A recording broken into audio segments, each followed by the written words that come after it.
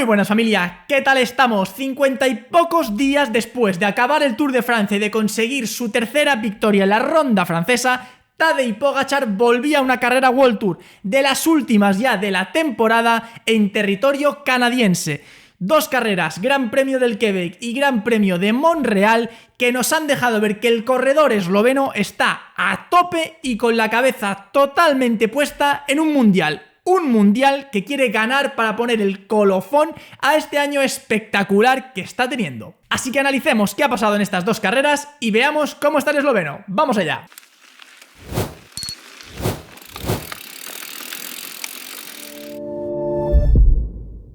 Bien, pues la primera de estas dos carreras en tierras canadienses era el Gran Premio del Quebec, una carrera en la que se dan 12 vueltas, casi 204 kilómetros aproximadamente, y que a priori es para los sprinters. No es una carrera que tenga demasiado desnivel, es dura porque tiene un repecho bastante duro y donde se pueden abrir distancias, pero que como tiene una meta llana suele estar bastante controlada por los equipos de los sprinters y la victoria suele decidirse de ese modo. No obstante, Tadej Pogačar no entiende de imposibles, así que en este Gran Premio del Quebec lo intentó, vaya si lo intentó. A pesar de una fuga que se montó de dos corredores, Artem Schmidt de Ineos y Van de Broek del DSM, con una distancia importante, superior de lo que incluso se podía llegar a esperar, para que el pelotón lo tuviera controlado. Fue precisamente en ese punto, con una distancia de unos 3 minutos y medio, 4 minutos, cuando el equipo UAE se puso a tirar, se puso a utilizar a sus corredores y a reducir esa ventaja. Una distancia que al principio costaba bastante que se redujera, pero que finalmente el pelotón consiguió controlar.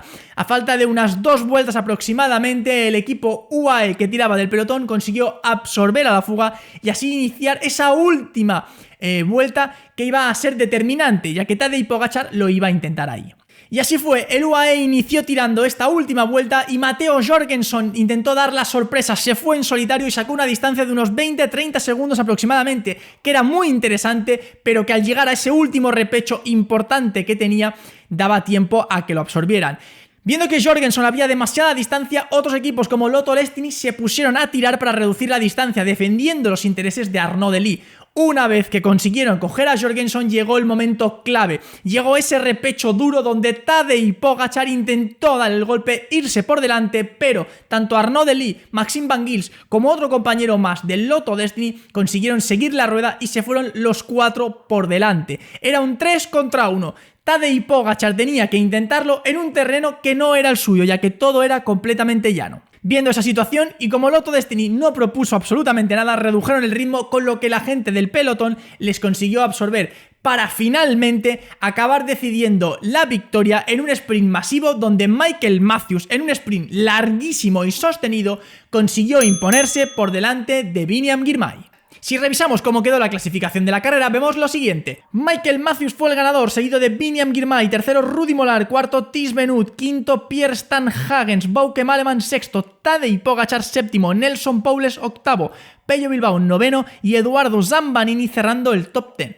Y esto nos lleva a la carrera que pudimos ver ayer, el Gran Premio de Montreal, una carrera, esta sí, que Tadej Pogačar tenía apuntada en el calendario, ya que el recorrido se le daba mucho mejor, de hecho ya la había ganado anteriormente. Estamos hablando de 214 kilómetros de distancia, en 17 vueltas de unos 12 kilómetros aproximadamente. Un circuito que tiene una gran subida, por decirlo de alguna manera, 2,2 kilómetros al 6,5%, con algunos puntos de pendientes bastante elevadas y un par de repechos no tan significativos como el que vimos en la carrera del Quebec.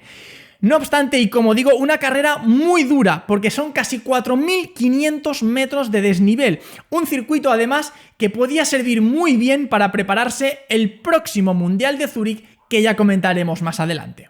Con esta premisa se inició la carrera, una carrera larga y donde el pelotón tendría mucho que decir. En este caso el UAE lo tenía clarísimo y desde un principio intentó controlar. Se formó una fuga de unos 5 corredores que al final fueron perdiendo distancia y acabaron quedándose en 2 corredores. Dos corredores que sacaron una distancia de entre 2-3 minutos aproximadamente, pero el pelotón los tenía muy controlados. Reducía cuando quería.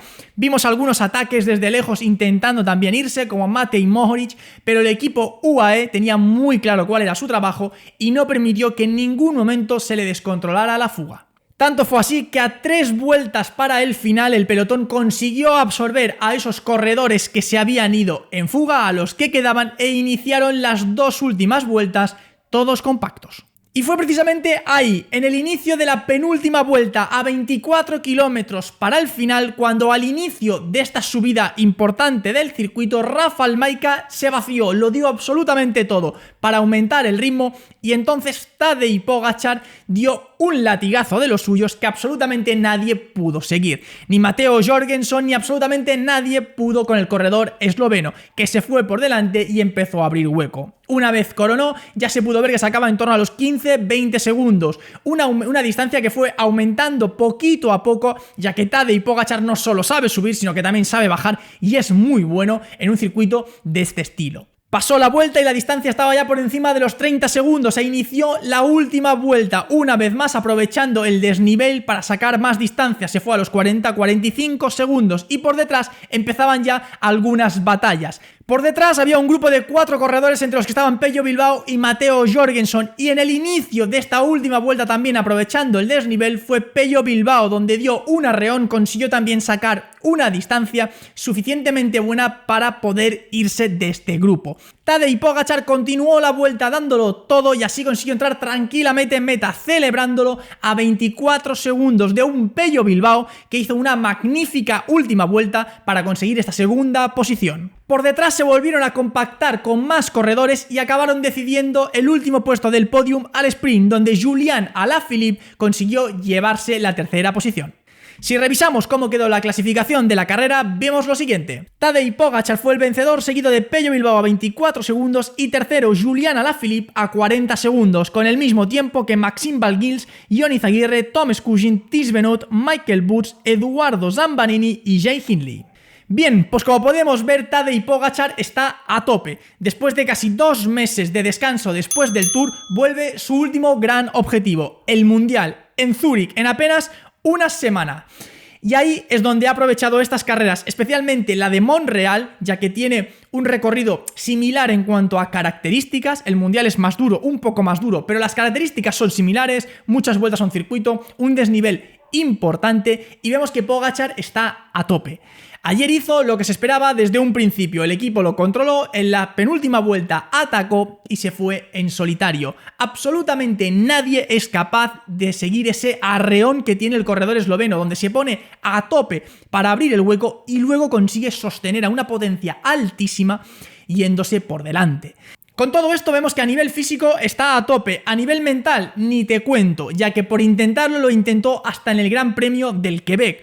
Una carrera que en absoluto se adapta a sus características, pero que incluso ahí lo intentó, puso a su equipo a trabajar y se la jugó en el último ascenso para intentar irse en solitario. Al no conseguirlo, no desfalleció e incluso en un sprint en los que no debe tener ninguna posibilidad, consiguió acabar séptimo, lo cual denota el hambre y la voracidad que tiene Tadej Pogačar. Con todo esto que os cuento, quiero que me dejéis en comentarios qué opináis. ¿Visteis las carreras? ¿Qué opináis del estado de forma de Pogačar? Y especialmente, ¿qué esperáis de él en el Mundial de Zúrich, donde al fin volveremos a ver una batalla en todo lo alto con Remco Evenepoel, entre otros, especialmente en un recorrido que se les da igual de bien a priori a ambos corredores? Como siempre os pido, si os ha gustado el vídeo, os ha parecido interesante, por favor, dadle un fuerte like al vídeo y compartidlo con quien le pueda interesar. Si no estás suscrito al canal, ¿a qué esperas? Si te gusta el ciclismo, este es tu canal. Por mi parte, esto ha sido todo en el día de hoy, pero nos vemos muy prontito con más ciclismo aquí, en vuestro canal, en Call of Cycling. ¡Adiós!